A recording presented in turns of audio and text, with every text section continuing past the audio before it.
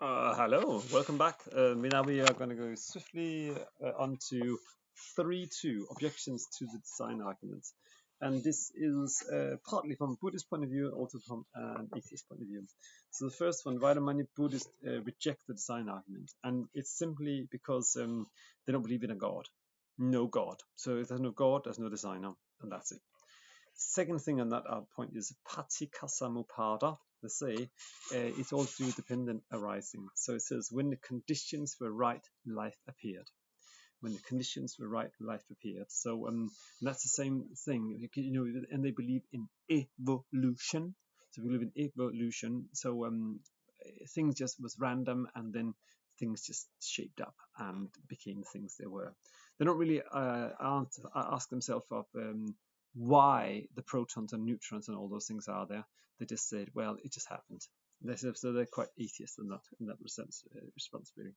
The second thing is how the Buddhists explain the origins universe. You have to be careful here because the origins universe has nothing to do with the design argument. So 3.2 says design argument, but the origins of the universe has nothing to do with design argument. So you can just write in the bracket underneath the question cosmological argument. We're going to do that argument tomorrow, but the origins of the universe has to do how the world came into be, and the design argument is why it's shaped the way it is. So, but the short answer to the origins universe is the Buddhists, they say that it never did. It simply never came into being. The idea about coming into being is a Christian idea, a linear idea, where it says that it started here and ended here. Whereas Buddhists have a cyclical idea that everything goes in circles and circles and circles and circles. And because of that, there never was a beginning to the universe. It just keeps, it's a cyclical, it just keeps going on and on and on and on and on. And that same idea, there could have been many universes, and that's the idea of samsara. The third question is, some atheists object to the design argument because they believe God would not design a world with so much suffering in it. And how would my Christian respond to that problem, to this viewpoint? And that's we need to write that as the problem of evil, and that's a good criticism of Christianity. One thing they might respond to is, let's say, that we are not robots. So because of that, we have free will. Free will. And because we have free will, most accidents and hardships in the world comes from our misuse of free will.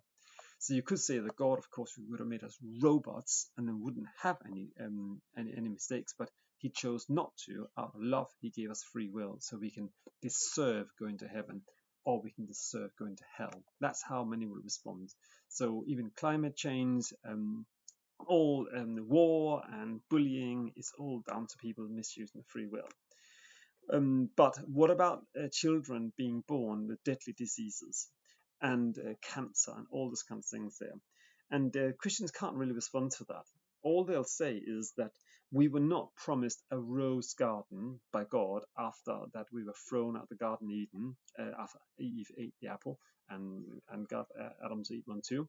So instead, he said, you have to toil the garden, toil the world. Men has to work hard, and women have to give birth in pain. So he didn't say that it was going to be an easy life. He said, on the contrary, it's going to be a hard life, very hard life. And in there is disease. So instead, Christians say that disease is just there and it's part of nature. And but they say instead, God will give you the power to go through this pain barrier. He will be there right next to you and give you the strength to overcome it.